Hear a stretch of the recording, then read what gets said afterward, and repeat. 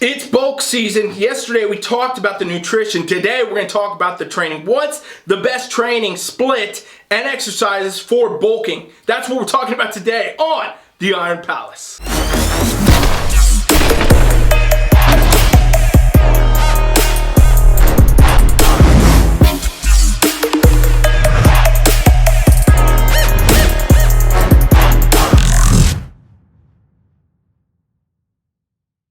Milton from Team Flex. You're on my show, the Iron Palace. Every single Tuesday I get on here and I tell you how to make these gains with your training, how to get where you want to be, whatever your goals are with your training. That's what we cover here. It's one of 5 shows I run all week, every week, so please subscribe to my channel. If you guys need any further help with your coaching, make sure you check out my free trial on my website at teamfflex.com. It's free. Do it. All right, let's dive in. Today we're talking about bulking training. If you didn't see the video yesterday, we're doing bulking nutrition, telling you how to do it without getting fat. Today we're going to talk about bulking training. What's the thing you need to focus on? Because it is a little bit different, okay? When you go into training for bulk, you guys, the goal is to grow muscle. The goal is to build muscle. And you're raising your calories like we talked about yesterday, getting these in the right spot to where you can do that. But you got to make sure you're following a split that's going to enable that, okay? And your training splits need to really revolve a lot more around actual compound movements versus isolation movements. And here's why. Compound movement, if you don't know, first off, is a movement where you're going to be targeting more than one muscle group at the same time.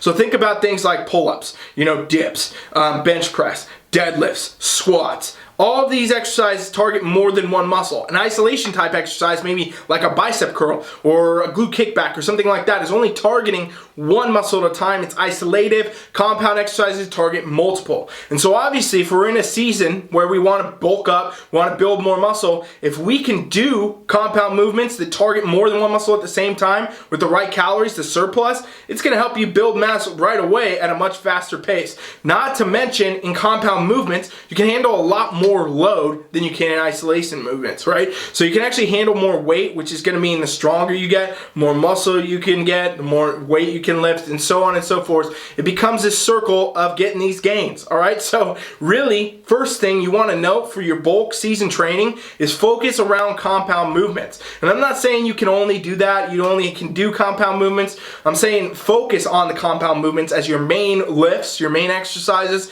and fit your isolation stuff in after the fact, okay? You can still shape it out, do the bodybuilding stuff too, but make sure you got these compounds right. These are going to be the key to those muscle gains, that muscle growth, period. All right, so that's the first step that you really want to know. Make sure you got going in your bulking season. As far as training splits go now, right, this is going to be kind of variable for each person, what you want to train on what day, depending on your goal, what you're doing, what your level is, beginner, intermediate, advanced.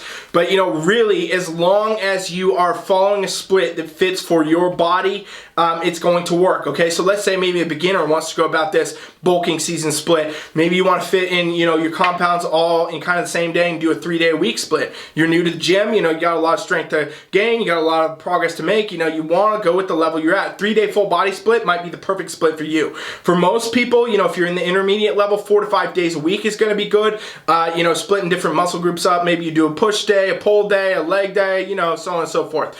Another option, if you're more advanced, is maybe you have to, at this point, you're pumping such heavy weights on everything, you're already built a lot of muscle, you're trying to really push the envelope of the muscle you can build. You may need to go down to single day focused, single muscle group focused, like a back day, a chest day, a shoulder day, so on and so forth, a leg day. Basically what you want to do is know your level, know your goal, know where you're at. But generally if you're a beginner, it's going to be less frequency, as far as how many days you're in the gym, but more frequency on the lifts. And as a more advanced athlete, when you get really, really far along with the muscle building process, it's going to actually be kind of the opposite of that, less frequency on the actual lift itself, but more frequency overall because you have to hit each group individually, okay? So those are some considerations for bulking. If you guys want to check out actual bulking training splits and exercise like I recommend, go over to my website, check out our free coaching trial. It's totally free to you, teamfflex.com. Just subscribe in that box and boom, you'll be on the other side in just a minute, all right? Thanks for watching Iron Palace. I'm Ryan Milton from Team Flex. Be back tomorrow for First Call Out. TeamFlex.com presents a revolution in the online competition coaching experience. Contest prep has been redefined. from anywhere around the world at the touch of a button. Your entire totally custom coaching experience built just for you. Constantly monitored and adapted by your own expert competition coach. The most complete competition coaching experience awaits you now. Go to teamflex.com and try it free.